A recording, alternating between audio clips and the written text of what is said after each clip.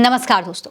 तिरुपति मंदिर के प्रसाद वाले लड्डू में जानवरों की चर्बी और मछली का तेल मिलने का खुलासा होते ही गोदी मीडिया बहुत एक्टिव हो गया है, लेकिन सरकार से सवाल पूछने के लिए नहीं, गोदीगिरी के लिए। दोस्तों, आंध्र प्रदेश के विश्व प्रसिद्ध तिरुपति बालाजी मंदिर के लड्डू के प्रसाद में गाय के घी की जगह गाय की चर्बी और फिश ऑयल पता नहीं कब से इस्तेमाल हो रहा था। खुद मुख्यमंत्री चंद्रबाबू नायडू ने आरोप लगाए और लैब टेस्ट में भी पाया गया। अब पिछली वाईएसआर सरकार और मौजूदा टीडीपी की सरकार एक दूसरे पर आरोप लगा रही है। सवाल उठ रहा है कि दोषी कौन है, तिरुपति मंदिर के कर्मचारी या फिर आंध्र की सरकार, पिछली सरकार या मौजूदा सरकार। हिंदू आस्था को ठेस उस देश में पहुंचाई गई है जहां पर सरकार हिंदुत्व के नाम पर चल रही है, लेकिन इन सबके बीच गोदी मीडिया अलग ही प्रोपेगेंडा चला रहा है। दोस्तों, न्यूज़ 18 ने खबर चलाई जिस पर बड़ा बड़ा लिखा हुआ था कि तिरुपति के प्रसाद में बीफ, कांग्रेस का बड़ा षड्यंत्र। ये लिखा देखकर जिज्ञासा जागी, सभी में जाग सकती है कि भाई कांग्रेस तो सरकार में ही नहीं है, सत्ता में ही नहीं है, राज्य में सरकार ही नहीं है उसकी, तो फिर कांग्रेस ने कैसे षड्यंत्र रच दिया। हो सकता है भाई ये भी सवाल उठते हैं कि जब इतनी बड़ी खबर चल रही है, इतना बड़ा चैनल खबर चला रहा है, मेन स्ट्रीम मीडिया खबर चला रहा है, तो हो सकता है कांग्रेस के किसी नेता ने कोई बहुत बड़ा बयान दे दिया हो, या फिर वीडियो में जो दीपांकर महाराज दिखाई दे रहे हैं उन्होंने कांग्रेस पर कोई आरोप लगा दिया हो, कोई खुलासा कर दिया हो। जब ये 11 मिनट की खबर का पूरा वीडियो देखा गया तो पता चला कि पूरी वीडियो में कांग्रेस का कहीं पर जिक्र ही नहीं है। ऐसे में सवाल ये उठता है कि भाई जब कांग्रेस का दूर दूर तक कोई लेना देना ही नहीं है, पूरे वीडियो में कांग्रेस का कहीं पर नाम ही नहीं है, थंबनेल पर फिर ये क्यों लिखा जा रहा है कि ये कांग्रेस का षड्यंत्र है। सच ये है दोस्तों कि गोदी मीडिया ने देश की जनता को कुछ ज्यादा ही बेवकूफ समझ लिया है। जनता को बेवकूफ बनाने का ठेका तो पहले ही ले रखा था इन लोगों ने, लेकिन अब खुल्लम खुल्ला पूरी बेशर्मी के साथ झूठ भी बोल रहे हैं। कांग्रेस की प्रवक्ता सुप्रिया श्रीनेट ने बताया है कि पूरे शो में कांग्रेस का नाम तक नहीं लिया गया था, लेकिन थंबनेल में इसे कांग्रेस का षड्यंत्र बता दिया गया। न्यूज़ 18 के सबसे शीर्ष संपादकों से जब उन्होंने बात की तो उन्होंने खेद भी व्यक्त किया और वीडियो को प्राइवेट कर दिया और थंबनेल भी बदल दिया। आखिर गोदी मीडिया ने ऐसा क्यों किया, वो भी सुप्रिया श्रीनेट अपने ट्वीट में बता रही हैं। देखिए ट्वीट। सुप्रिया लिखती हैं, न्यूज़ 18 राजस्थान के यूट्यूब चैनल पर एक झूठा और भ्रामक करने वाला थंबनेल लगाया गया था। तिरुपति बालाजी के प्रसाद में हुई मिलावट पर शो था। पूरे शो में कांग्रेस का नाम तक नहीं लिया गया था, लेकिन थंबनेल में इसे कांग्रेस का षड्यंत्र बता दिया गया। मैंने न्यूज़ 18 के सबसे शीर्ष संपादकों से जब बात की तो उन्होंने खेद व्यक्त करते हुए वीडियो को प्राइवेट किया और थंबनेल बदला जा रहा है।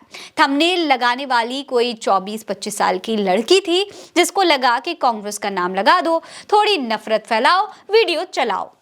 असल में तो सच ये है कि आज मीडिया के न्यूज़ रूम में जब ऊपर एजेंडा है नफरत फैलाने का, तो नीचे वाले भी वही कर रहे हैं।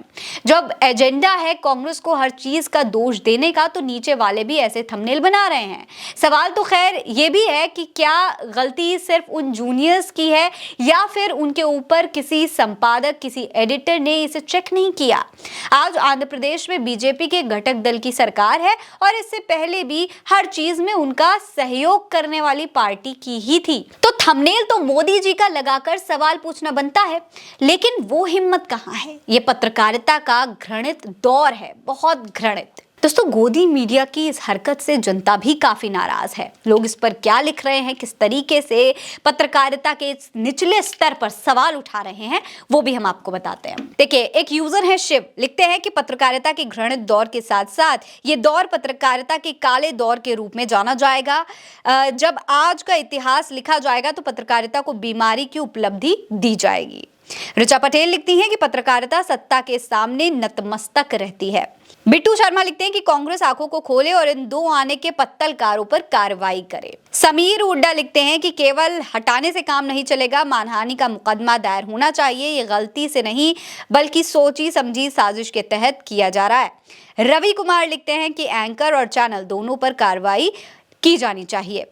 रोशनी आनंद लिखती हैं कि आज सच्ची पत्रकारिता नहीं रही, अब सत्ताधारी सरकार की कठपुतली बन गए हैं। तो दोस्तों, इस तरीके से तमाम लोग गोदी मीडिया पर सवाल उठा रहे हैं, लेकिन सच तो ये है कि अगर नायडू की बात सच है तो भी, और अगर गलत है तो भी इंडियन नेशनल कांग्रेस का इसे कोई लेना देना ही नहीं है, क्योंकि नायडू सरकार से पहले भी आंध्र प्रदेश की सत्ता में अकेले वाईएसआर कांग्रेस पार्टी या कहें तो युवजना श्रमिका रेतु कांग्रेस पार्टी की सरकार थी। कांग्रेस के साथ गठबंधन नहीं था तब भी।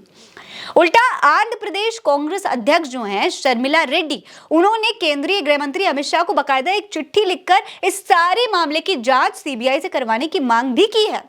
उन्होंने लिखा है अपनी चिट्ठी में, मामले की गंभीरता को देखते हुए हम आपसे तुरंत सीबीआई जांच करवाने का निवेदन करते हैं। अगर आरोप सही पाए जाते हैं तो जिम्मेदार लोगों को कानूनी परिणाम भुगतने चाहिए। इस तरीके से कांग्रेस बकायदा सीबीआई जांच की मांग कर रही है, तो फिर गोदी मीडिया ऐसा क्यों कर रहा है?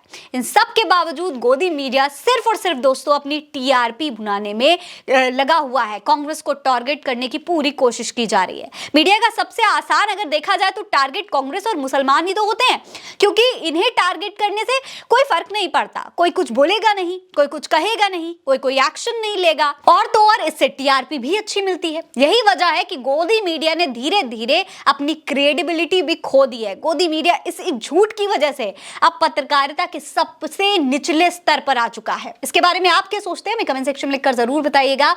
ये खबर आप उल्टा चश्मा यूसी पर देख रहे हैं। नमस्कार।